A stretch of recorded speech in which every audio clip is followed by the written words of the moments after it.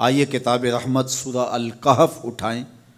اللہ تعالیٰ نے ایک واقعہ بیان کیا ہے حضرت موسیٰ اور حضرت خضر علیہ السلام کا، کہ حضرت موسیٰ علیہ السلام عزم مصمم کر کے جب چلے تو اللہ فرماتا ہے کہ ہم نے حضرت موسیٰ علیہ السلام کو جس بندے کی نشانی بتائی تھی وہ بندہ ان کو وہاں مل گیا۔ سفید چادر اوڑے حضرت خضر علیہ السلام وہاں لیٹے ہوئے تھے، تو یہ جا کے ان کے پاس کھڑے ہو گئے کہ حضرت میں آپ کی خدمت میں اس لیے آیا ہوں کہ اللہ نے آپ کو جو خصوصی علم عطا کیے ہیں میں ان کو سیکھنے کی غرض سے آپ کی چوکھٹ پہ آیا ہوں۔ کہا تم میرے ساتھ صبر نہیں کر پاؤ گے، معاملے مشکل ہیں، سفر دشوار ہے، منزل کٹھن ہے، اور میرے معاملات ایسے ہیں کہ تم اعتراض کرو گے، اس کے بغیر تم رہ نہیں سکتے۔ حضرت موسیٰ علیہ السلام نے کہا اگر اللہ نے چاہا تو آپ دیکھیں گے میں صبر کروں گا، اور آپ کے کسی حکم کی کسی کام کی میں نافرمانی نہیں کروں گا، کسی کام کا انکار نہیں کروں گا۔ کہا کہ اچھا شرط یہ ہے کہ جو میں کروں اس پر تم اعتراض نہیں کرو گے، سوال نہیں کرو گے، یہاں تک کہ میں خود ہی نہ بتاؤں۔ تو کہا کہ یہ شرط ٹھہری، میں کوئی بات نہیں کروں گا۔ فانطلقا، دونوں چل پڑے، دریا کے پار جانا تھا۔ جو کشتی کا مالک تھا، کشتی بان تھا، وہ حضرت خضر علیہ السلام کو جانتا تھا، تو اس نے کرایہ بھی نہیں لیا، لیکن جب کشتی پر سوار ہوئے تو عصا مار کے حضرت خضر علیہ السلام نے کشتی کا ایک پھٹا توڑ دیا۔ تو بے ساختہ حضرت موسیٰ علیہ السلام نے کہا آپ نے پھٹا توڑ دیا، یہ سارے ڈوب جائیں؟ کہا میں نے کہا تھا نا تم میرے کاموں پہ صبر نہیں کر پاؤ گے۔ تو حضرت موسیٰ کو یاد آیا، کہا میں بھول گیا تھا، اس پر مواخذہ نہ کیجیے۔ پھر دونوں چل پڑے، بچے کھیل رہے تھے، ایک خوبصورت لڑکا وہ بھی بچوں میں کھیل رہا تھا، حضرت خضر آگے بڑھے اور اس کی گردن مروڑ دی، اس کو قتل کر دیا۔ صاحب شریعت تھے حضرت موسیٰ علیہ السلام، نہ رہ سکے، پھر بول پڑے ایک جان کو بغیر کسی جان کے بدلے میں قتل کر دیا، اس نے گوایا کیا تھا ہمارا؟ آپ نے بہت ہی جو ہے وہ غلط کام کیا، یہ کام اچھا نہیں کیا آپ نے۔ کہا میں نے کہا نہیں تھا کہ تم میرے ساتھ صبر نہیں کر پاؤ گے۔ کہا ایک موقع اور دے دیجئے، اب اگر میں نے کوئی اعتراض اٹھایا تو پھر دوبارہ مجھے آپ اپنی صحبت میں نہ رکھیے، عذر تمام ہو جائے گا۔ پھر دونوں چل پڑے، یہاں تک کہ ایک بستی میں دونوں آئے تو آپ نے بستی والوں سے کہا کہ ہم مہمان ہیں، آپ ہماری مہمان نوازی کیجیے، کھانا کھلائیے۔ تو انہوں نے انکار کر دیا، کہا کہ ہم تو آپ کو بلایا نہیں ہے، آپ خود آئے ہیں، آپ اپنے کھانے کا خود انتظام کیجیے۔ گزر رہے تھے گلی سے تو ایک دیوار گرنا چاہ رہی تھی، تو جلدی سے اس دیوار کو مرمت کر دیا۔ کہا حضرت ہم اگر چاہتے تو اس پہ اجر لے سکتے تھے، انہوں نے ہمیں کھانا تک نہیں دیا اور ہم ان کی دیواریں سیدھی کر رہے ہیں۔ کہا اب تمہاری میری جدائی ہو گئی، تم نے یہ بھی اعتراض کر دیا۔ تو انہیں یاد آیا کہ وہ یہ بھی اعتراض ہو گیا، اب میں تمہیں بتاتا ہوں کہ یہ 3 کام میں نے کیوں کیے۔ اللہ اکبر۔ اب سنیے، قرآن ہمیں بتاتا ہے کہ ظاہری علم بھی ہوتا ہے لیکن کوئی باطنی علم بھی ہوتا ہے۔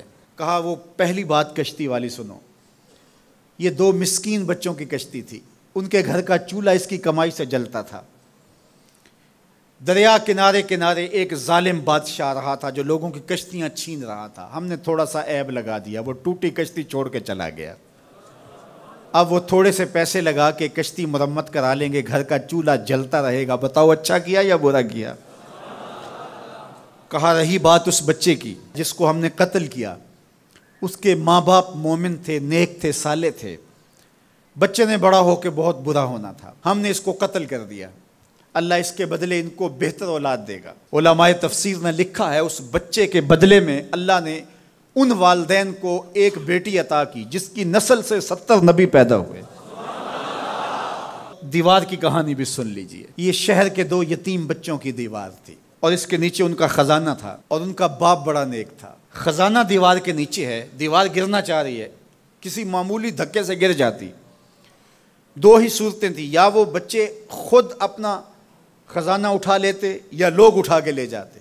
لوگ اٹھا کے لے جاتے پھر بھی ہاتھ میں کچھ نہ آیا، اور اگر وہ خود اٹھا لیتے تو بچے ہیں، بچپنے کی وجہ سے وہ اس کو اڑا دیتے۔ تو ہم نے اس کے اوپر دیوار کھڑی کر دی، جب تک وہ اس قابل نہیں ہو جاتے کہ یہ خزانہ نکال کے اس کو صحیح مصرف پہ لگا سکیں، اتنی دیر تک دیوار گرے گی نہیں۔ اللہ اکبر۔ وہ کسی وجہ سے دیوار قائم رہے گی، اور جب وہ اس عمر کو پہنچ جائیں گے جس عمر میں وہ اس خزانے کو سنبھال سکیں گے تو پھر دیوار خود بخود گر جائے گی اور یہ خزانہ نکال کر کے اپنے کام پہ لے آئیں گے۔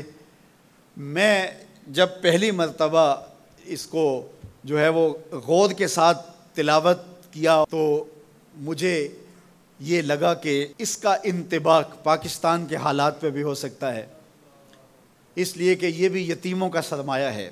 کتنے یتیم روتے بلکتے رہ گئے اور ان کے سر سے جو ہے وہ سائے اٹھ گئے اس وطن کے لیے، لیکن میرے مالک نے اس ملک کے خزانوں پر گہرے پہاڑ اور بڑی بڑی دیواریں کھڑی کر دی ہیں۔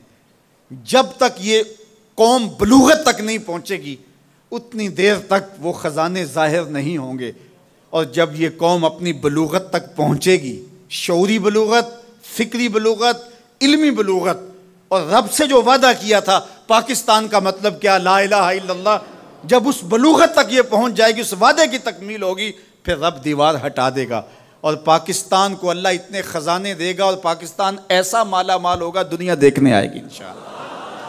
اس لیے رب نے دیواریں بنا کے رکھی۔ تمہارا باپ معین الدین چشتی بڑا نیک تھا، تمہارا باپ داتا گنج بخش علی حجویری بڑا نیک تھا، تمہارا باپ حضرت مجدد الف ثانی بڑا نیک تھا، ان کی وجہ سے میں دیواریں کھڑی کر رہا ہوں اور مضبوط حصار لگا رہا ہوں تمہارے خزانوں پر، اور وہ وقت آئے گا جب تم بلوغت کی عمر کو پہنچو گے دیواریں ہٹ جائے گی اور تمہارا وطن زمانے پہ مہکتے پھول کی طرح اور چمکتے ستاروں کی طرح اور روشن آفتاب کی طرح چمکتا اور مہکتا دکھائی دے گا، اور زمانہ پاکستان دیکھنے آئے گا، پاکستان دنیا کی قیادت کرے گا انشاءاللہ۔ تو کہا یہ تعویل ہے ان باتوں کی جو باتیں میرے رب نے مجھے بتائی، اور یہ میں نے اپنی مرضی سے نہیں کہیں، اور جو میں نے کیا اپنی مرضی سے نہیں کیا۔ تو یہ باطنی باتیں ہیں، شاید یہ باطنی باتوں کے جوش میں یہ بات بھی میں کر گیا۔ وہ کیا کسی نے کہا تھا کہ بھری محفل میں ایک راز کی بات کہہ دی، بڑا بے ادب ہوں سزا چاہتا ہوں۔